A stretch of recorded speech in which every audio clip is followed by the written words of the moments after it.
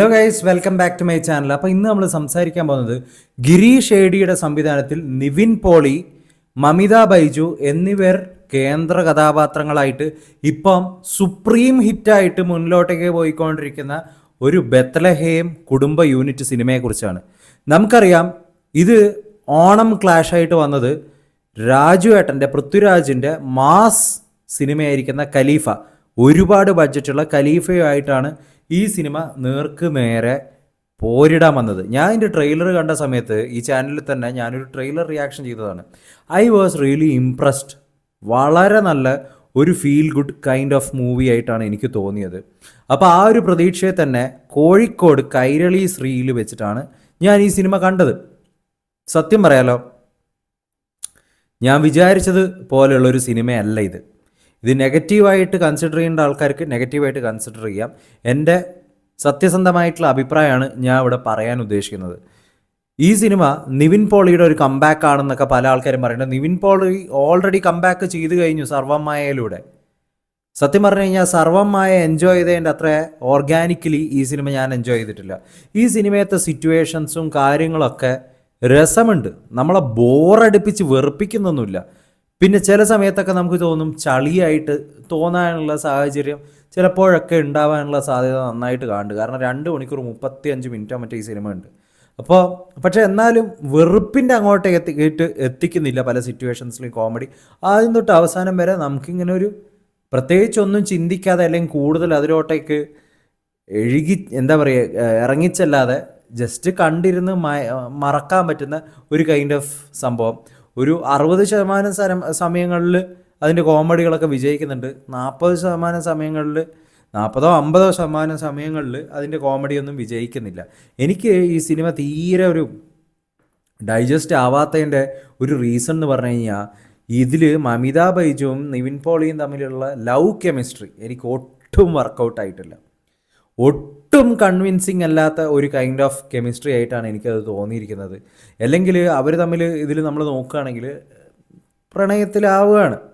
അതാവാനുള്ള situations Mamitha ബൈജുവിന് ഉണ്ടാവുന്നതൊന്നും ഒട്ടും convincing അല്ല. ഇത്രയൊരു എന്താ പറയുക, ക്രിഞ്ചായിട്ട് തോന്നിയൊരു സംഭവമില്ല. ഇനിയിപ്പോൾ മമിത ബൈജുവിന് അങ്ങനെ തോന്നിയാലും നിവിൻ പോളിക്ക് അതെങ്ങനെ തിരിച്ചു തോന്നിയെന്നാണ് എനിക്ക് ഈ ക്യാരക്ടറിനെ മനസ്സിലാക്കാൻ കഴിയാത്തത്. കാരണം നമുക്ക് ഈ സിനിമ കണ്ടിട്ടുള്ള ആൾക്കാരാണെങ്കിൽ okay, spoilers are there. So cinema കണ്ടിട്ടില്ലാത്ത ആൾക്കാർ ഇവിടെ വെച്ച് നിർത്തുക, സിനിമ കണ്ടിട്ടുള്ള ആൾക്കാർ മാത്രം മുന്നിലോട്ടേക്ക് പോവുക. അപ്പോൾ നിവിൻ പോളിയുടെ ഒരു ക്യാരക്ടറാണെങ്കിൽ നമുക്കറിയാം, പുള്ളി ഇത്രയും കാലമായിട്ട് റിലേഷൻഷിപ്പിലൊന്നുമില്ല, അതിന് വ്യക്തമായിട്ടുള്ള റീസൺ ഉണ്ട്. അപ്പോൾ അങ്ങനെ ജീവിക്കുന്ന ഒരു വ്യക്തി, ഒരു കല്ല് പോലെ ജീവിക്കുന്ന ഒരു വ്യക്തി, ആ മനുഷ്യനെ ഇളക്കാൻ വേണ്ടി ഈ പെൺകുട്ടി എന്താണ് ചെയ്തത്? അപ്പുറത്തെ വീട്ടിൽ നിന്ന് കാണിക്കുന്ന നോട്ടം, അത് കണ്ടിട്ട് യാതൊരുവിധ ഇതും നമുക്ക് ആർക്കും തോന്നുന്നില്ല. പിന്നെ അതിനു വേണ്ടി ഉണ്ടാക്കിയിരിക്കുന്ന കുറേ സീൻസൊക്കെ ഭയങ്കര ക്രിഞ്ചായിരുന്നു. എസ്പെഷ്യലി ഇവർ തിയേറ്ററിൽ നിന്ന് സിനിമ കണ്ടു കഴിഞ്ഞിട്ട് പുള്ളിക്കാരൻ വണ്ടി എടുത്തിട്ട് കാണിക്കുന്നൊരു ഷോ ഉണ്ട്. അതിനു മുമ്പേ മറ്റേ പുള്ളിയുടെ ഡയലോഗ്സും അതിന് വേണ്ടിയിട്ടുള്ള ആൻറ്റിസിപ്പേഷൻ കൂട്ടിക്കൊടുക്കാനുള്ള അത് നല്ല രീതിയിൽ ബോറായിട്ടാണ് എനിക്ക് തോന്നിയത്. സത്യം പറഞ്ഞു കഴിഞ്ഞാൽ മഹാ ക്രിഞ്ചായിട്ട് തോന്നി.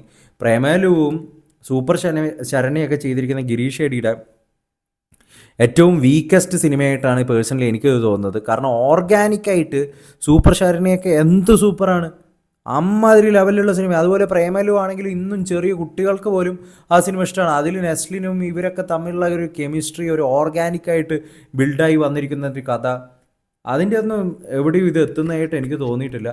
ചാർമുണ്ട്, നിവിൻ പോളി നന്നായിട്ട് തന്നെ പെർഫോം ചെയ്തിട്ടുണ്ട്, ഗംഭീരമായിട്ട് പെർഫോം ചെയ്തിട്ടുണ്ട്. അതുപോലെ തന്നെ മമിത ബൈജു ആണെങ്കിലും ആ ഒരു ക്യാരക്ടർ കൊണ്ടുപോകേണ്ട രീതിയിൽ കൊണ്ടുപോയിട്ടുണ്ട്. പക്ഷേ ഇവരുടെ ഒരു ലവ് സ്റ്റോറിയുടെ ഒരു പോക്കും അതിൻ്റെ ഒരു സംഭവമൊക്കെ കണ്ടിട്ടേ ദഹിക്കുന്നില്ല. അമ്മാതിരി ഒരു രീതിയിലുള്ളൊരു ലവ് സ്റ്റോറി ആയിരുന്നു. ലോകത്തിലൊരു കാലത്തും ഇവർ തമ്മിൽ അലൈൻ ആവാനുള്ള ഒരു റീസണും കാണാത്തൊരു കൈൻഡ് ഓഫ് ഇത് എനിക്ക് തോന്നി.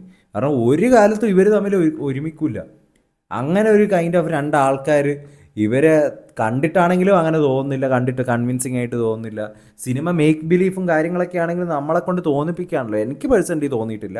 ഇവരുടെ സിറ്റുവേഷൻസൊക്കെ ലവിലാവാനുള്ള സിറ്റുവേഷൻസും കാര്യങ്ങളൊക്കെ കണ്ടപ്പം തന്നെ അതും ഒട്ടും മീറ്റിംഗ് ആയിട്ട് എനിക്ക് തോന്നിയിട്ടില്ല. പ്രത്യേകിച്ച് ഭയങ്കര വലിയ കഥയോ കാര്യങ്ങളോ ഒന്നുമല്ല, ഒരു സാധാ ഒരു സിമ്പിൾ ഒരു story.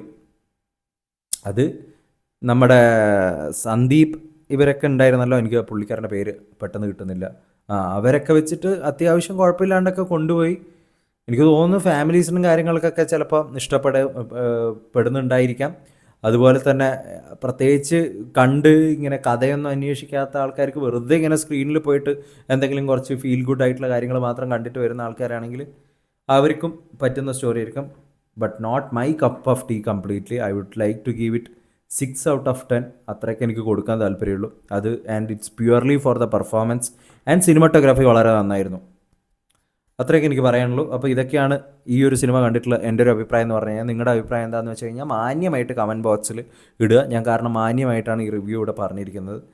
So until then will come with another video next time. Until then take care and bye bye guys.